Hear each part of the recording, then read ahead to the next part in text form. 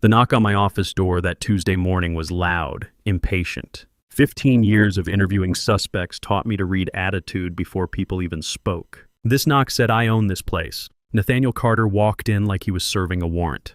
Expensive suit, designer shoes, attitude that cost more than my car. He didn't ask permission, didn't wait for invitation, just planted himself in front of my desk. Patterson, not detective, not mister, just my last name like I was some street punk he was booking. We need to talk about your team's performance. I kept my voice level, professional. Old habits. What specific concerns do you have? He stayed standing. Classic intimidation move. I'd seen it from better criminals than this kid. The Morrison team needs to go. They're dead weight. I glanced at my computer screen. Morrison's team had just closed our biggest Q3 deal, $4.2 million. Either this kid couldn't read financial reports, or this wasn't about performance. Dead weight? I asked. They just landed our largest European contract. His jaw tightened. I don't need to explain myself to you. Right there, I knew we had a problem. In financial crimes, that deflection meant the suspect was hiding something. But this wasn't some street criminal. This was the CEO's son. And I had a 17-year-old at home counting on me to keep this job stable until he figured out his future. My name's Mike Patterson. I'm 45, spent 15 years as a detective with NYPD financial crimes before circumstances forced me into corporate life 5 years ago. The transition wasn't planned. My partner Tony got killed pursuing a suspect, and the department offered early retirement with full pension. Tommy was 12, still processing his mother leaving us 2 years earlier. I needed steady work, predictable hours, and a paycheck that wouldn't depend on whether some criminal decided to shoot back. Sterling and Associates wasn't my first choice. Hell, it wasn't even my third choice. But they needed someone who understood financial irregularities.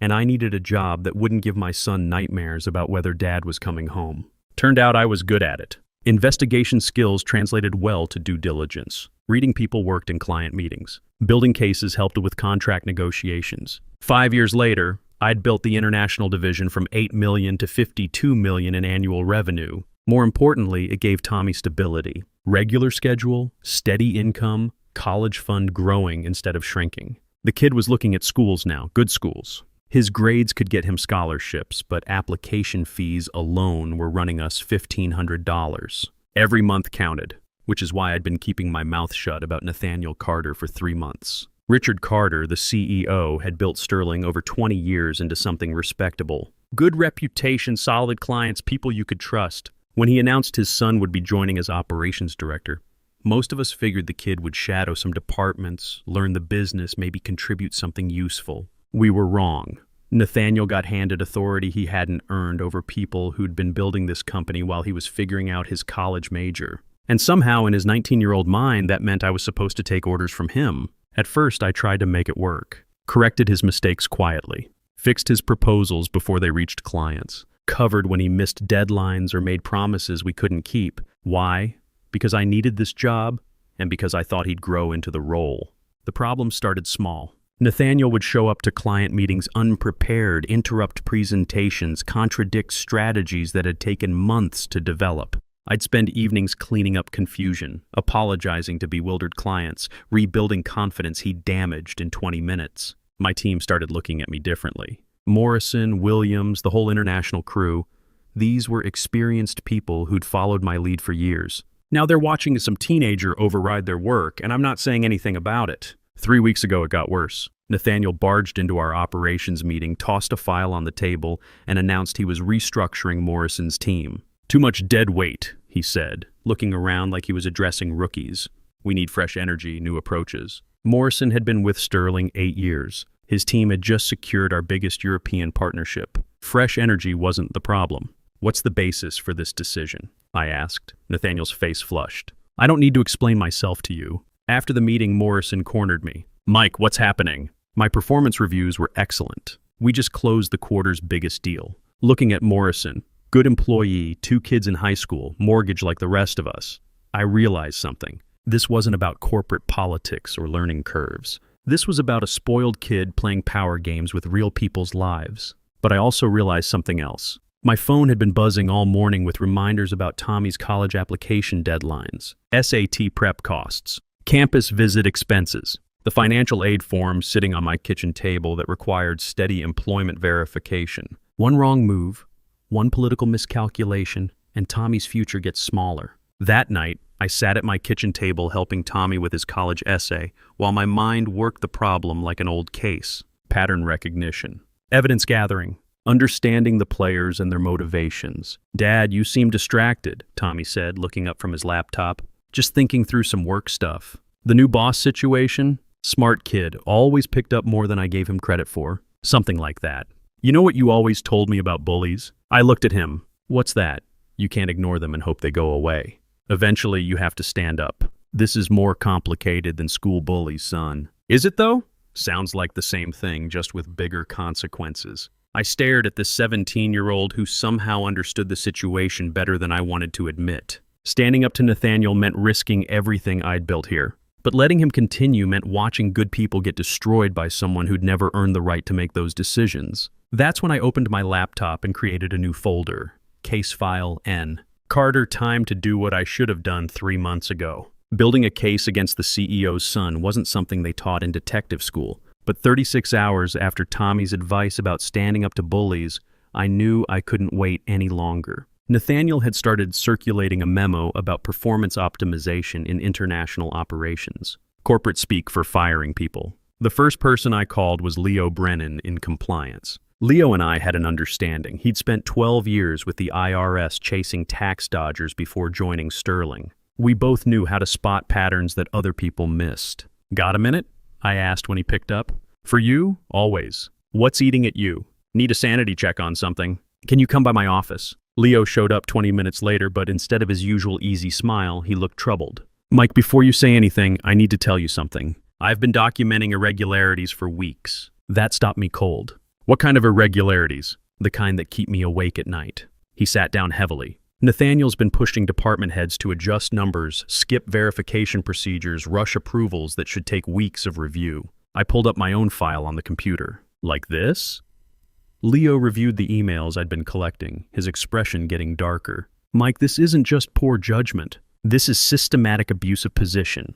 And if I don't report it, I could lose my license." "Why haven't you?" "Because I know what happens to compliance officers who blow the whistle on executive families." He met my eyes. "Same reason you've been keeping quiet, I'm guessing." We sat there for a moment, two middle-aged guys with careers to protect, looking at evidence neither of us could ignore. "Leo, what if we didn't report it alone?" "What do you mean?" "What if we built something bulletproof first? Something the board couldn't dismiss or cover up?" Leo considered this. "You're talking about a coordinated presentation, multiple departments, independent verification. I'm talking about doing this right, like a real investigation." "That's dangerous territory, Mike. If we're wrong, if this backfires, if we do nothing, how many good people lose their jobs? Morrison's got twin daughters heading to college. Williams just bought a house. These aren't numbers on a spreadsheet." Leo nodded slowly. "All right, but we do this by the book. Every piece of evidence documented, every claim verified. If we're going to take a shot at the king, we don't miss." My next call was to Sam Rodriguez in legal. Sam had been a prosecutor before joining Sterling, handled white-collar cases for the DA's office. But when I reached him, his response surprised me. "Mike, I can't be involved in this." "Why not?" "Because I've already been approached by Richard Carter about potential legal exposure from Nathaniel's decisions." I'm conflicted out. My stomach dropped. Richard knows he knows enough to be worried. Asked me to review several contracts Nathaniel modified without authorization. "Mike, some of these changes could void our liability protections." "How bad is it?" "Bad enough that I recommended he get outside counsel." "Look, I can't help you build a case against Nathaniel, but I can tell you this, document everything. If this goes to the board, they're going to want proof of specific damages, not just procedural violations." After Sam hung up, I sat staring at my phone. Richard knew his son was creating legal problems, but instead of stopping it, he was hiring lawyers to manage it. That told me everything about which way the wind was blowing. But I still needed an independent voice, someone outside the company who could verify the business impact. Patricia Wells from Eastbridge Global had always been straight with me. 3 years of partnership, $40 million in contracts, mutual respect built on delivering what we promised. If anyone would give me honest feedback about Nathaniel's impact, it was Patricia. When her assistant put me through, Patricia's first words were, "Mike, please tell me you're calling with good news." "Depends on your definition of good news. Can we speak frankly?" "Always. How's your confidence level with our current operations?" There was a long pause. "Are we talking about the Carter boy?" "You know about the situation?" Mike, he called me last week demanding we renegotiate payment terms that took 6 months to establish. When I explained our position, he suggested we might want to reconsider our partnership entirely. I felt the ground shift under me. He threatened to terminate our contract? Not in so many words. But the implication was clear. Play by his rules or find another vendor. Patricia, I need to ask you something important. Off the record. How much patience does Eastbridge have for this kind of instability? Honestly, we're already exploring alternatives. Mike, you've been an exceptional partner, but Eastbridge can't risk our reputation on amateur hour. If this continues past our next quarterly review, we'll have to make some difficult decisions. When's the quarterly review? 6 weeks. After Patricia hung up, I sat in my car in the company parking lot, going through everything I'd learned. Leo had compliance violations but was scared to act alone. Sam was conflicted out but confirmed legal exposure. Patricia was actively looking for alternatives to our partnership. The case was building itself, but time was running out. 6 weeks until our biggest client walked away. However many days until Nathaniel decided Morrison's team was too much trouble to keep around. I called Tommy on my way home. He was at basketball practice, but picked up during break. Hey, Dad, how was work? Complicated. How'd practice go? Good. Coach says scouts from state might come to our next game. That's fantastic, son. Yeah, but Dad, I've been thinking about what we talked about last night. About standing up to bullies. What about it? I know you're worried about the job, about college money and stuff. But Dad, if you don't do what's right because you're scared, what does that teach me? I pulled into our driveway and sat there with the engine running. It teaches you that sometimes adults make compromises. Or it teaches me that fear matters more than doing right. Smart kid, too smart sometimes. Tommy, this isn't just about standing up to one person. This could affect a lot of people's lives. Including ours? Yeah, including ours. Then shouldn't we trust that doing the right thing works out better than doing the wrong thing? That night, I spread the evidence across my kitchen table while Tommy worked on homework. Every email, every violation, every client concern. The pattern was clear, the damage was documented, the timeline was irrefutable. But I also had a stack of college brochures next to my laptop. Application deadlines coming up fast. Campus visit schedules to coordinate. A future that depended on steady income and stable employment. Dad? Tommy looked up from his calculus homework. You know what the hardest part about courage is? What's that? It only works if you use it before you know how things turn out. I looked at this 17-year-old who somehow understood something I'd been struggling with for weeks. Building a case was one thing. Having the guts to present it was another. But Morrison had kids too. So did Williams and the rest of my team. They were counting on me to protect what we'd built. Time to stop building the case and start building the coalition. The confrontation I'd been dreading came 2 weeks later, but not the way I expected. Instead of Nathaniel storming into my office, it was Richard Carter who showed up at 7:30 in the morning, looking like he hadn't slept. Mike, we need to talk. My office now. I followed him down the hall, noting how other employees looked away when we passed. Word travels fast in office buildings, and the tension between the Carter family and my division had become impossible to hide. Richard closed his door and turned to face me. For the first time since I'd known him, he looked genuinely conflicted. Mike, I'm going to be straight with you. I know there are issues with Nathaniel's management approach. Issues? I kept my voice neutral. Richard, your son threatened to terminate our biggest client relationship because they wouldn't renegotiate terms that took 6 months to establish. Richard flinched. I've spoken to Patricia. She's concerned about continuity. She's concerned about working with amateurs. There's a difference. Look, I know Nathaniel needs coaching, but he's family, Mike, and he's the future of this company. What if the company doesn't have a future if this continues? Richard sat down heavily behind his desk. What do you want me to do? He's my son. I want you to remove him from operational authority until he's ready for it. Give him a development role, let him learn the business properly. I can't do that.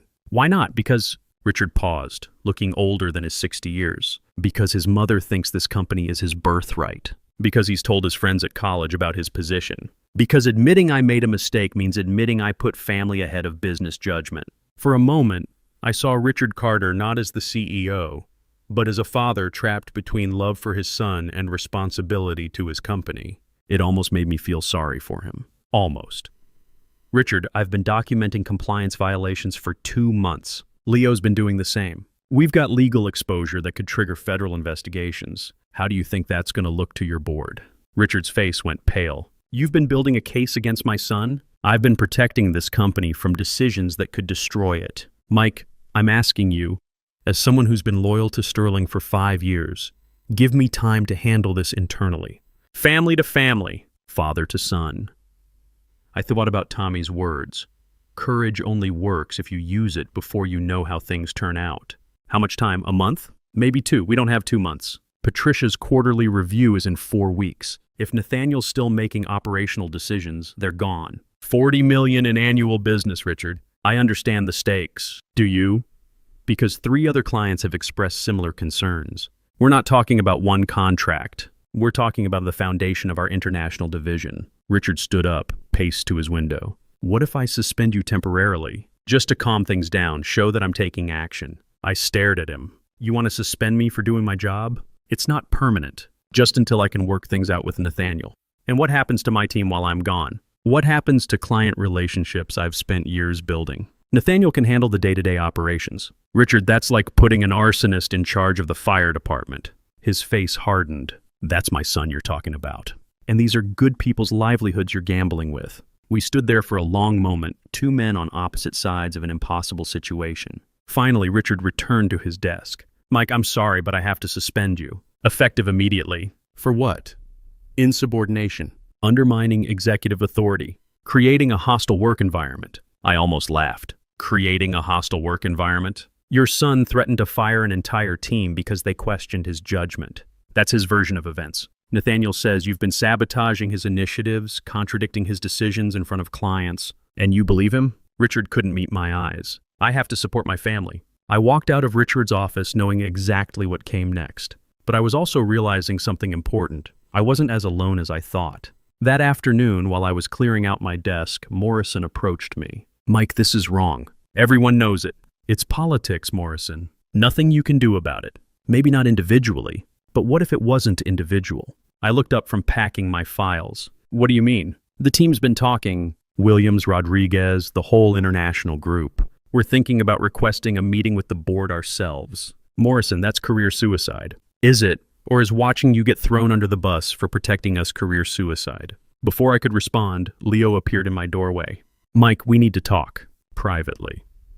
We walked to the parking garage where Leo handed me a manila envelope. What's this? My resignation letter. Effective end of business today. Leo, you can't quit. You've got 3 years until retirement. I can't stay and watch what's happening here. Mike, I've been a compliance officer for 15 years. I've never seen violations this systematic get ignored by senior leadership. So what are you going to do? Same thing you should do. File an independent report with the board. Tonight, Leo, they'll destroy us. They're already destroying us. Richard just suspended the best division head in the company to protect his son's feelings. How much worse can it get? That evening, I sat at my kitchen table with 2 envelopes. One contained my resignation letter. The other contained everything.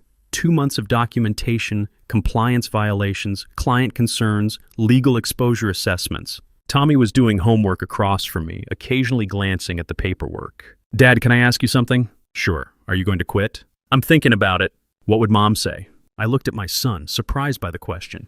What do you think she'd say? She'd say you never backed down from anything important when you were a cop. And she'd ask why you're starting now. This is different, Tommy. More complicated. Is it? You told me once that being a detective meant protecting people who couldn't protect themselves.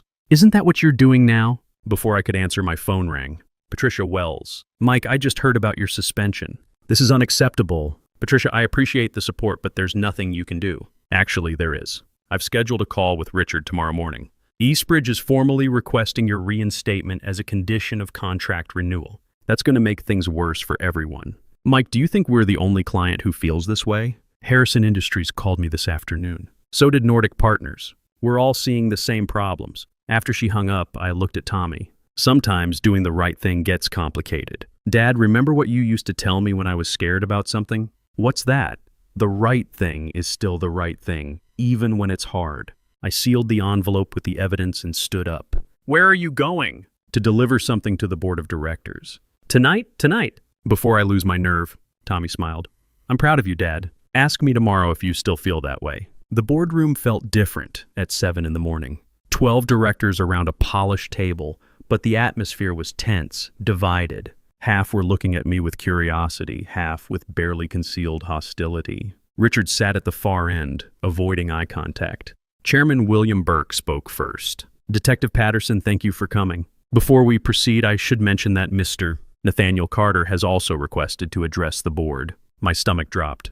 I'd expected to present evidence, answer questions, maybe face some skepticism. I hadn't expected a direct confrontation. We'll hear from you first, Burke continued. Then Mr. Carter will have an opportunity to respond. I opened my laptop, knowing this was my one shot. Gentlemen, I've prepared a comprehensive review of systematic compliance violations in our international operations over the past 90 days. I walked them through everything methodically. Chronological evidence, financial impact, client correspondence. But I could feel the room's energy shift when I mentioned specific dollar amounts. $43 million in annual revenue at risk. Federal compliance exposure. Legal liability. Detective Patterson, interrupted board member Victoria Hayes, these are serious allegations.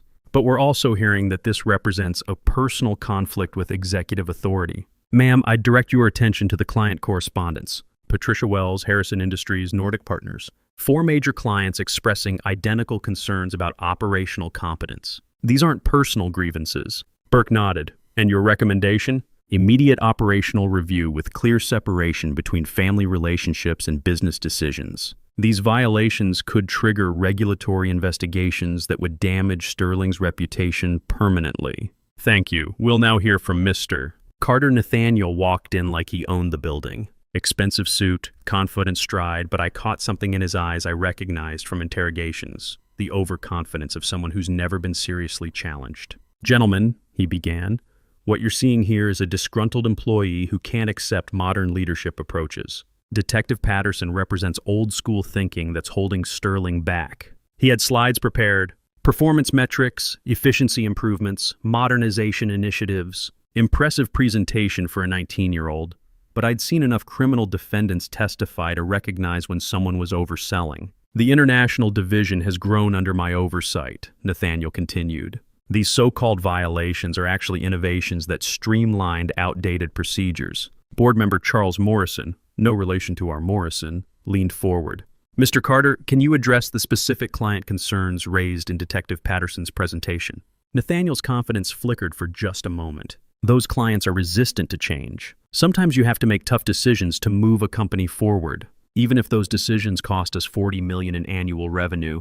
Temporary setbacks. The market will adjust. I watched the board's faces during this exchange. Nathaniel was losing them with every answer, but he couldn't see it. Classic narcissist mistake, believing your own narrative even when the evidence contradicts it. Burke called for a brief recess. The board filed out, leaving Nathaniel and me alone in the room. You think you're pretty smart, he said, dropping the professional facade. But you have no idea who you're dealing with. My family built this company. Your father built this company. You're just trying to inherit it. Same thing. No, it's not. Your father earned respect through competence. You're demanding it through entitlement. His face flushed. When this is over, you'll never work in this industry again. Maybe, but at least I'll be able to look at myself in the mirror. When the board returned, Burke's expression was unreadable. After deliberation, we've reached several decisions. First, Mr. Nathaniel Carter's resignation has been accepted, effective immediately. Nathaniel's face went white. What? You can't do this. Second, Mr. Richard Carter will take a 90-day leave of absence while we conduct a full operational review. I glanced at Richard. He looked devastated but unsurprised. Third, Detective Patterson, we're offering you the position of Executive Vice President of International Operations, with full authority to restructure and rebuild client relationships. The room spun slightly. Executive Vice President? Effective immediately, with a mandate to implement new governance protocols preventing future violations. Nathaniel stood up abruptly. This is ridiculous. You're destroying this company over some paperwork technicalities. Burke's voice turned cold. Mr. Carter, we're protecting this company from decisions that could have triggered federal investigations. Security will escort you out. After Nathaniel left, Burke turned to me. Detective, we have conditions. Full operational independence, but monthly board reviews for the first year. Can you accept that? Yes, sir. Then welcome to the executive team. That afternoon, I called Tommy from my new office. Bigger, better view, but somehow the victory felt smaller than I'd expected. Dad, that's incredible. Executive Vice President? Tommy, I need to tell you something. This isn't going to be easy. We made some powerful enemies today, but you did the right thing. Yeah, but doing the right thing doesn't guarantee everything works out perfectly. Dad, remember what you told me about being a detective? Sometimes you catch the criminal, but you can't undo all the damage they caused. Smart kid, what's your point? Maybe success isn't about perfect endings. Maybe it's about stopping the damage before it gets worse. 3 months later, Patricia Wells flew in from London to sign our contract extension. We were sitting in my office, finalizing terms that would keep Eastbridge with Sterling for another 3 years. Mike, can I ask you something personal? Sure, was it worth it? The risk, the uncertainty, the potential cost to your family? I thought about that. Richard had returned from his leave of absence as chairman emeritus, diminished but not destroyed. Nathaniel was somewhere in Singapore, learning international markets under strict supervision. The company was stabilizing, but trust took time to rebuild. Ask me in a year, I said. But I can tell you this. My son learned something important about standing up for what matters. That might be worth more than any promotion. Patricia smiled. And the rest of your team? Morrison's daughters both got into college. Williams closed his biggest deal last month. Leo came back as chief compliance officer with expanded authority. So the good guys won? The good guys survived. In corporate life, sometimes that's the same thing. That evening, I helped Tommy with his college applications. Scholarship offers were coming in, his grades were solid, and for the first time in months, I wasn't worried about paying for his future. Dad, you know what the best part of this whole thing is? What's that? You didn't just tell me about doing the right thing. You showed me what it costs and why it's worth it anyway. I looked at this kid who'd somehow become wiser than his father and realized something important. Success wasn't about perfect endings or easy victories. It was about building something worth protecting and having the courage to protect it when the time came. Sometimes that's enough.